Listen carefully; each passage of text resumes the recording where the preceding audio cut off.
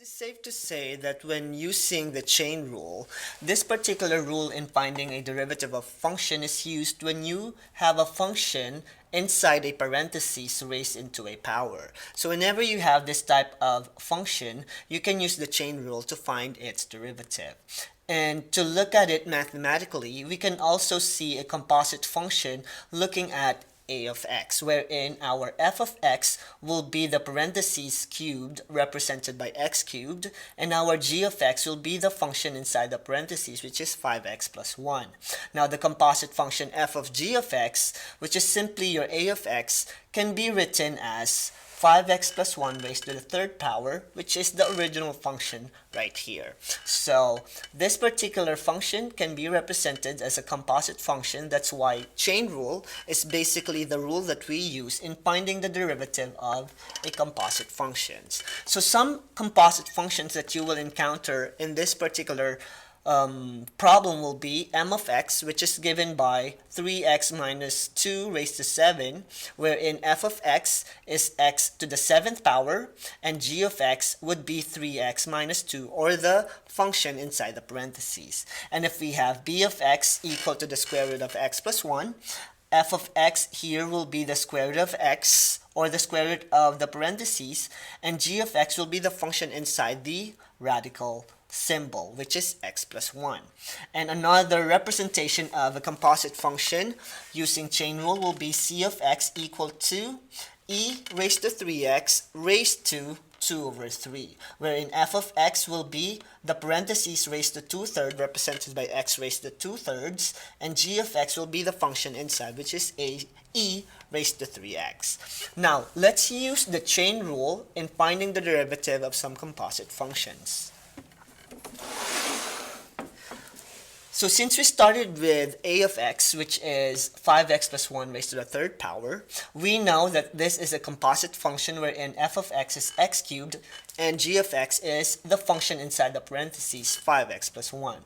Now in finding the derivative of a of x, it's simply finding the derivative of f of x and g of x. So here I have the derivative of the parentheses, which is parentheses cubed. Now I'm representing the inside function as a box, so we can be able to visualize it as two functions, times the derivative of the inside, which is your box. So here we know the derivative of f of x is 3x squared.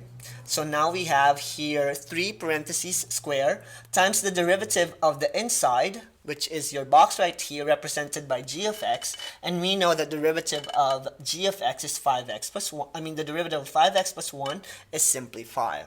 And putting them all together and simplifying this function, a prime of x will be 3 times 5 times parentheses raised to the second power. And we know that the box that I am referring here in my illustration is simply your g of x, or the function inside the parentheses. So to complete our work, a prime of x would be 15 times the quantity 5x plus 1 raised to the second power. And that's how we use the chain rule in finding the derivative of a function raised into a power, or a composite function. So let's have our second composite function, and we have f of x is equal to the quantity 3x squared minus 7x raised to the 5th power. So we know that if we are going to separate them, f of x will be the parentheses raised to the 5th power, or x to the 5th, and g of x will be the inside function, which is 3x squared minus 7x.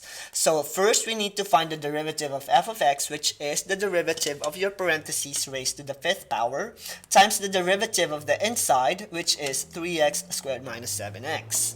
Now the derivative of the parentheses will be 5 times the parentheses raised to the 4th power, and the other derivative that we're going to use here will be the derivative of the inside, which is 6x minus 7. And putting them all together, we have 5 times 6x minus 7, which is the derivative of your inside, multiplied by your parentheses, which is 3x squared minus 7x raised to the 4th power. This one's supposed to be 4th power, and as well as this one right here. This is supposed to be 4. So this is the derivative of our function number 2, 3, or distribute 5 to 6x minus 7, and you'll have 30x minus 35 times the quantity 3x squared minus 7x raised to the fourth power. And this is how we use our chain rule in finding the derivative of composite functions. Now let's have another example, and this time instead of using a parentheses, let's use a radical function. So we'll have f of x is equal to the square root of 2x plus 1. So we know we can separate this function and separate our f of x and g of x into the parentheses as our f of x raised to 1/2, and g of x will be the function inside, which is 2x plus 1. And just like what we did in our previous examples, we're going to find the derivative of f of x times the derivative of g of x, which is basically, in our language, the derivative of our parentheses times the derivative of the inside. Now the derivative of the parentheses raised to 1/2 is simply 1/2 parentheses raised to the negative 1/2 times the derivative of the inside, which is simply 2. And putting them all together, we'll have 1/2 times 2 times our parentheses raised to negative 1/2. And we know that this box right here is represented by the inside function 2x plus 1. So putting them all together, we have f prime of x equal to 2x plus 1 raised to negative 1/2.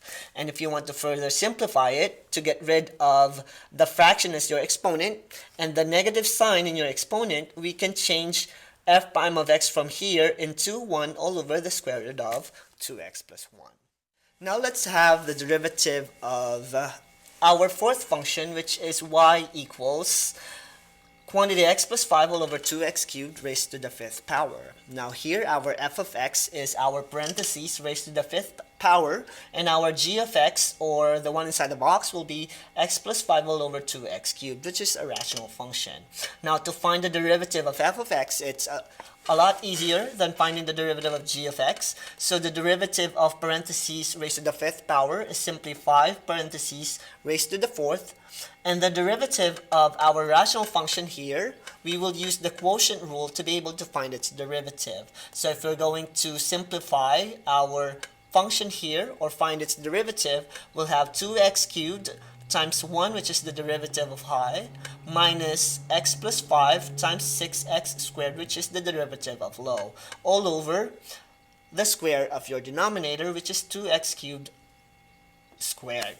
Now, if we're going to simplify the numerator of this rational function, we'll have 2x cubed minus 6x cubed plus 30x squared all over 4x raised to the sixth power. And if we're going to put them all together, the derivative of this rational function raised to the fifth power is simply 5 times our g of x of x plus 5 all over 2x cubed raised to the fourth power times the derivative of g of x, which is 2x cubed minus quantity 6x cubed plus 30x squared all over 4x raised to the sixth power. And that is how we use the chain rule in finding or solving for the derivative of a composite function.